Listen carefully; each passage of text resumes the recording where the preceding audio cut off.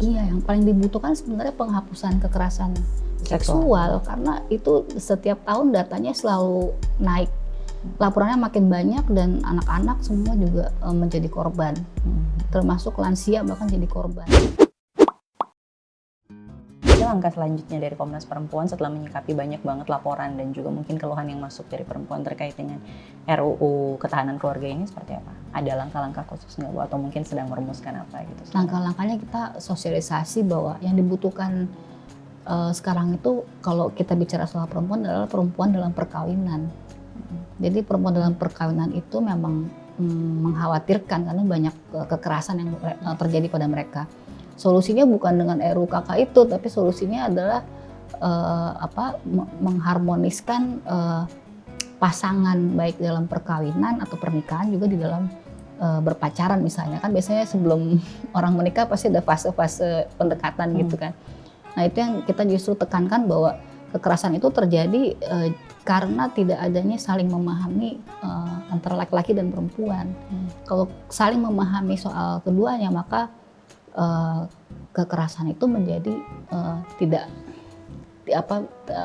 jadi berkurang. Jadi faktor laki-laki perempuan itu kebanyakan adalah miskomunikasi sebenarnya. Intinya gitu. Berarti mungkin ada produk legislasi lain atau regulasi lain gitu yang lebih dibutuhkan oleh kaum perempuan ketimbang RUU Ketahanan Keluarga, bisa dibilang seperti itu atau? Iya, yang paling dibutuhkan sebenarnya penghapusan kekerasan seksual karena itu setiap tahun datanya selalu naik. Laporannya makin banyak dan anak-anak semua juga menjadi korban. Termasuk lansia bahkan jadi korban. Bahkan di transportasi publik, di kereta, di KRL segala macam itu juga banyak terjadi pelecehan. Nah, itu yang kami anggap aneh gitu ya. Kenapa justru RUU yang di mana perempuan itu terancam dengan begitu jelas, tapi kok tidak cepat untuk direspon. Gitu. Kalau data dari Komnas Perempuan, mungkin data terakhir yang dihimpun, pelecehan dan kekerasan terhadap perempuan itu lebih banyak terjadi di dunia nyata atau ruang publik seperti di media sosial dan dunia maya? Nah, ketiganya. Jadi di ruang privat artinya keluarga. Di keluarga juga sering terjadi? Iya, anak-anak juga istri mengalami perkosaan dalam rumah tangga juga ada. Kalau kita lihat laporan Komnas Perempuan, banyak istri-istri misalnya yang dipaksa untuk melakukan hubungan seksual yang tidak wajar ya istilahnya. Dan itu membuat istri menjadi mengalami cedera gitu dalam reproduksinya gitu. Terus kalau di ruang publik biasanya di ruang-ruang transportasi umum gitu, pelecehan gitu kan, catcalling segala macam, termasuk di kampus, di sekolah-sekolah gitu. Nah kalau di ruang online itu sekarang bertambah laporannya. Jadi trennya meningkat? Iya, polanya meningkat.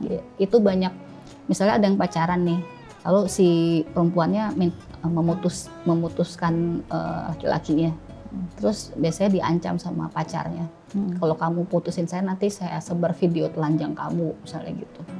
Nah itu banyak terjadi sekarang.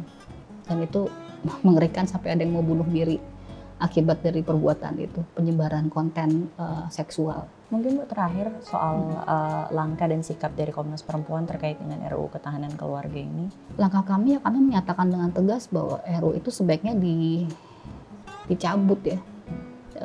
Dan selain prosesnya juga tiba-tiba, kemudian isinya juga sangat tidak bermanfaat gitu ya bagi masyarakat. Dan yang terakhir sebaiknya pemerintah melihat lagi undang-undang yang sudah ada yang sudah baik dan harus dilaksanakan, diimplementasikan dan dibangun program-programnya supaya jadi keluarga. Berarti bukan dikaji ulang tapi lebih ke tidak dibutuhkan.